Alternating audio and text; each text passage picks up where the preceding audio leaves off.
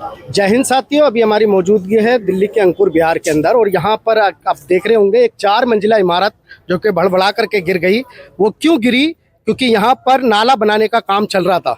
UP government द्वारा यहाँ पर नाला बनाया जा रहा था और वो नाले से की जो सफाई जीसीपी द्वारा की जा रही थी और वो जीसीपी का पंजा उस बिल्डिंग पर लगता है और ये बिल्डिंग भड़बड़ा करके गिर जाती है। देखिए किसकी लापरवाही थी। ये बिल्डिंग अभी सूत्रों से हमें जानकारी मिली है कि अभी 2 से 3 साल पहले ही ये बिल्डिंग बनी थी, लेकिन ये बिल्डिंग किस प्रकार से बनी थी, क्या ये बिल्डिंग कमजोर थी या किसी की लापरवाही से ये बिल्डिंग गिरी है, ये तो एक जांच का विषय है और जांच के बाद पता लगेगा। आइए यहाँ के। मेरा नाम हुआ रामनिवास त्रिपाठी। मैं यहाँ से निर्वाचित निगम पार्षद हूँ। ये डीएलएफ अंकुर विहार लोनी तहसील का वार्ड नंबर 33 है। सर, ये जो मकान गिरा है जी, ये किस वजह से गिरा है, थोड़ा सा बता दीजिए। आपने जो यहाँ की सूचना मिली, जो यहाँ के स्थानीय या इस मकान में रहने वाले चाहे किराएदार हो या इस मकान के आसपास के निवासियों ने जो मुझे सूचना दी कि जेसीबी वाला ने बिम पर पंजा मारा, उसकी वजह से बिल्डिंग हिल गई और 10 मिनट में बिल्डिंग गिर गई।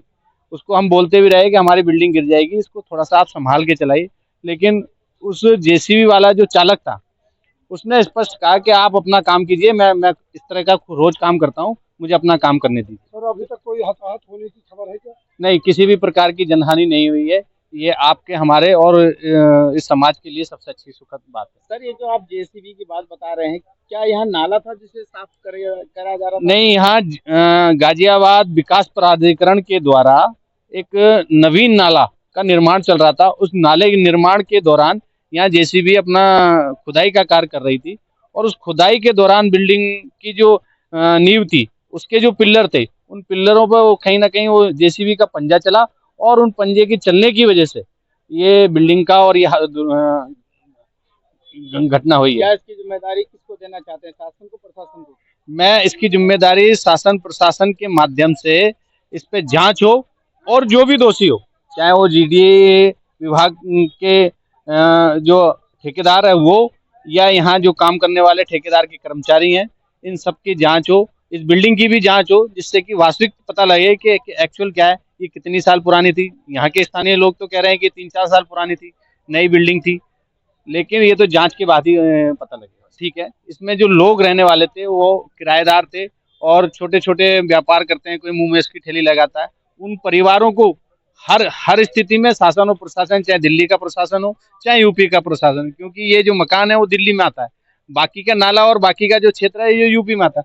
दोनों ही मिलकर उन जो रहने वाले लोग को उनको आर्थिक रूप से सहयोग मिले और उनकी कोई गलती नहीं है, और जिससे कि अपना, क्योंकि एक गाड़े खून पसीने की कमाई से थोड़े थोड़े से इकट्ठा करके उन्होंने अपना सामान और परिवार किसी प्रकार से इस पे रह रहे थे किराए पे, तो उनको कहीं ना कहीं रहने की तत्काल व्यवस्था की जाए और जो भी यथासंभव हो उनको सहयोग मिले।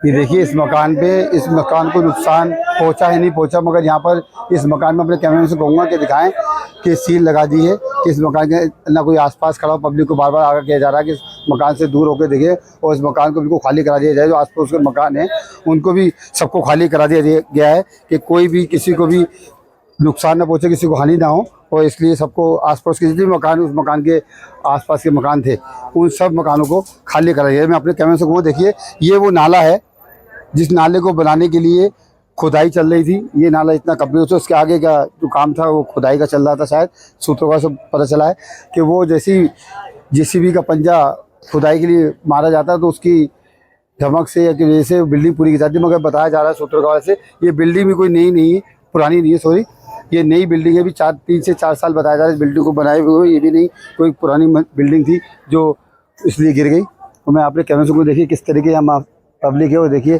यहाँ पर पहले ही खुदाई का